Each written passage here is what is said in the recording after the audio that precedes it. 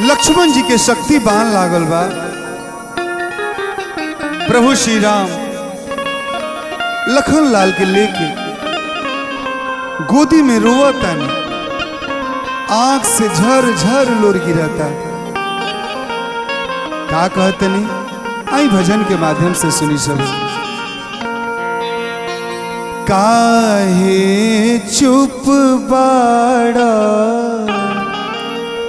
भाई लक्ष्मण, आपन अखिया तनी खोला हो, बबुआ हमरा से बोला हो।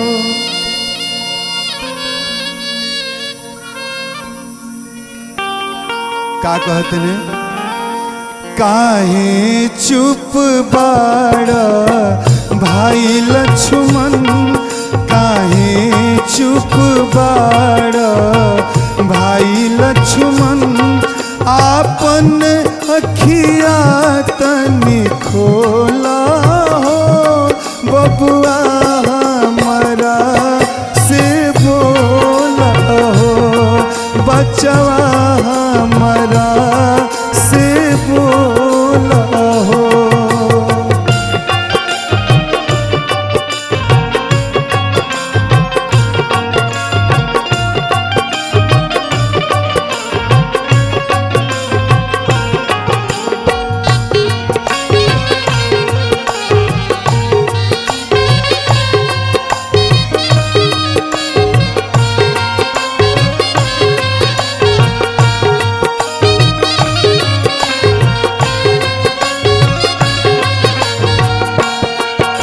कहतनी कि हे लखन लाल, अरे बबुआ उठ, आँख के खोला। देखो तारा कैसन मूर्छित अवस्था में देख के हमरा आँख से लोर रुकले रुकत नहीं खे। बबुआ ए बबुआ, कैसे कहतनी प्रभु श्री राम,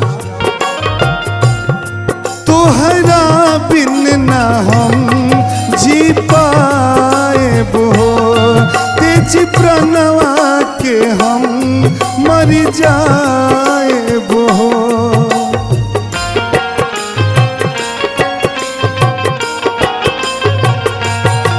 तोहरा बिन ना हम जी पाए बो, तेज प्रणवा के हम मर जाए बो।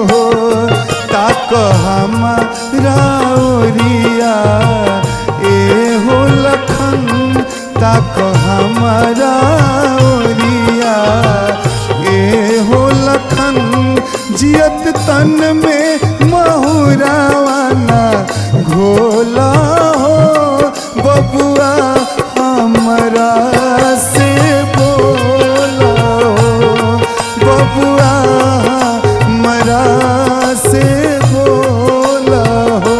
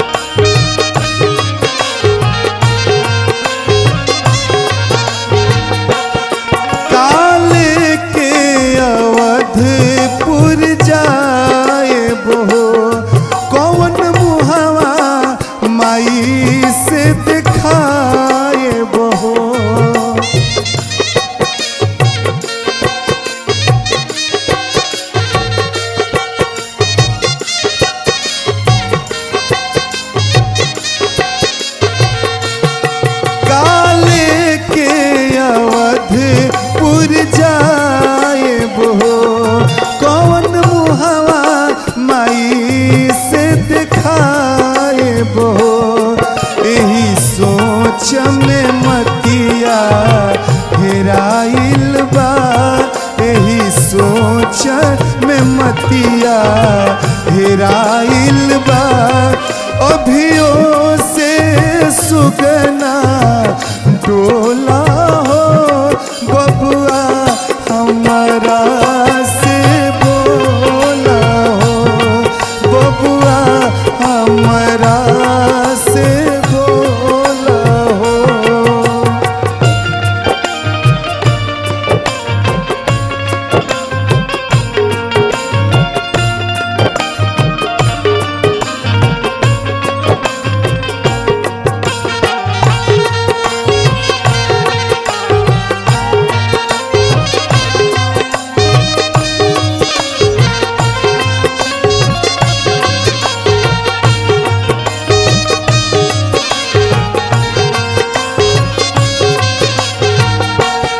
कहतनी प्रभु श्री राम कि अरे लखनलाल, अरे तू तो सबसे अधिका बोले वाला हवा, तू तो बिना बोलले रह नहीं खा सकत। बाबू हमार बोलत काहे नहीं खा, अरे देहियो तो तनी डोलावा। कैसे कहतनी प्रभु श्री राम, ज्यादा बोले वाला चुप कैसे रहेला, भूल भाईल कौन राम से न कहेला।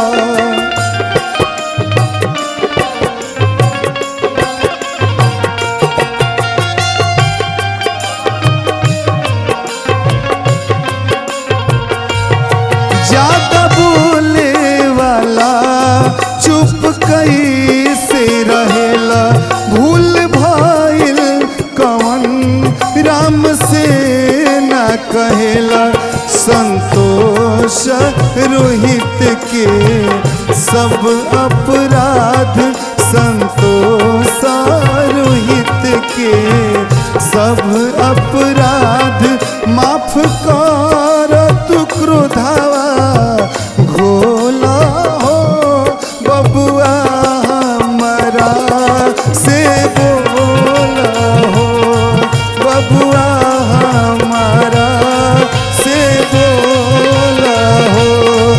काहे चुप बाड़ा भाई लक्ष्मण, काहे चुप बाड़ा भाई लक्ष्मण। आपन अखिया तनी खोला हो बबुआ हमारा